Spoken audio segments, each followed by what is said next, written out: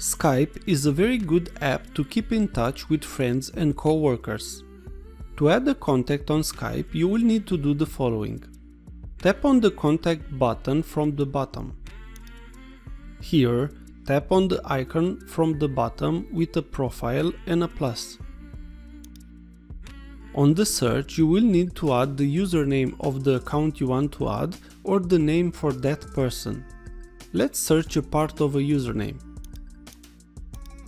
How you can see, Skype found multiple accounts with the same name.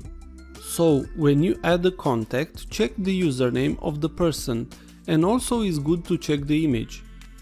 If there are multiple persons with the same name, the best way to choose who is your contact is to look at the picture. Now tap on Add for the person who you want to add as a contact. The person who you added as a contact needs to confirm that they know you. So, wait for the other person to respond. If this was useful, please like, share and subscribe. Also, if you have any questions, please ask them on the comments area below.